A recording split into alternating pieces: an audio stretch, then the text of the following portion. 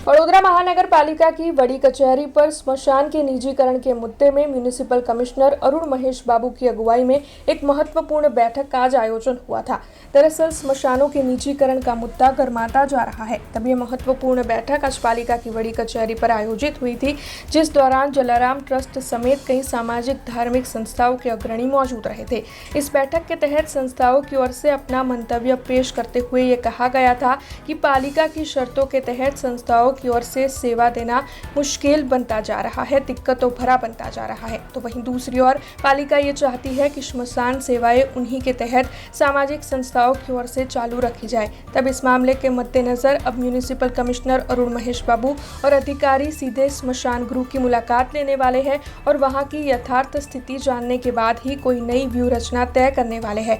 तब तक इस वक्त जो इजारदार संचालक है जो कामगिरी कर रहे हैं, उन्हीं की ओर से कामगिरी जारी रखी जाने वाली है। तब इस बारे में म्यूनिसिपल कमिश्नर अरुण महेश बाबू की ओर से ज्यादा जानकारी दी गई है। સૌપ્રથમ મીડિયાના મિત્રોને આભાર।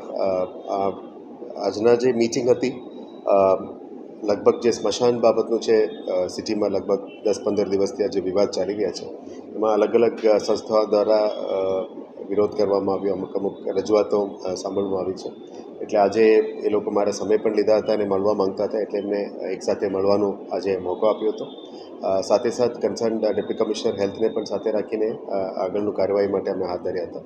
એમાં જે લગભગ ફેબ્રુઆરી-માર્ચ મહિનામાં જે ઠરાવ થયેલી હતી, આ ઠરાવના આધારે અમુક સંસ્થાઓ દ્વારા જે ચલાવતી હતી એ પ્રક્રિયાને એક થોડું ડિવિએશન કરીને કોન્ટ્રાક્ટ પદ્ધતિથી જ કરવા માટે નક્કી કરવામાં આવ્યું હતું। એને અમે પૂરો અભ્યાસ કરી છે, જે ટેન્ડર કન્ડિશન્સને અભ્યાસ કરી છે। એમાં 4 એજન્સીસને કામ સોંપવામાં આવ્યું હતું 31 સ્મશાનો બાબતમાં।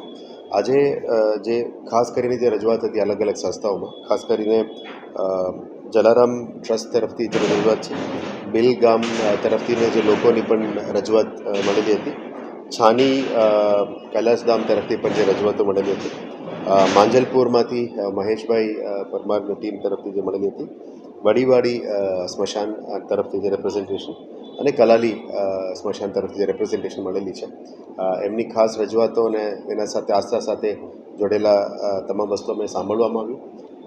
એની અંદર જે એ લોકોની પણ અમુક રજૂઆતો હતી કે જે પહેલાં ચાલતી હતી અને હવે જે ફેરફારો થયા છે, એટલે આને આ જે વિવાદને અંત લાવવા માટે અથવા એની અંદર શું નિરાકરણ થઈ શકે એના માટે અભ્યાસ કરવા માટે અમે એક નાનકડી કમિટી પણ ફોર્મ કરી છે। અમુક નિર્ણયો પણ લેવા માટે નક્કી કર્યું છે, જેથી કરીને આ સ્મશાનોની વિઝિટ કરીશું। વિઝિટ કરીને ત્યાં સ્થાનિક લેવલમાં શું પ્રશ્નો છે, ત્યાં ઇન્ફ્રાસ્ટ્રક્ચરલ સપ્લાઈઝ જે પણ છે એ વીએમસીની માલિકીની જે જેટલા પણ સ્મશાનો છે એની અંદર ઇન્ફ્રાસ્ટ્રક્ચર સપોર્ટ, જે શેડ્સ હોય, ત્યારના ઇન્ફ્રાસ્ટ્રક્ચર સપોર્ટ હોય, દિવાલ હોય, ઇલેક્ટ્રિસિટી કનેક્શન હોય, ગેસનું હોય, સ્વચ્છતાનું હોય, ગાર્ડન ક્લિનિંગનું હોય, કદાચ એમ્બ્યુલન્સીસ પ્રોવાઈડ કરવાની વસ્તુ હોય, બધા જે વીએમસીની જવાબદારીમાં બને છે એને સર્વિસીસને સ્મૂથ કરવા માટે અમે માંગીએ છીએ।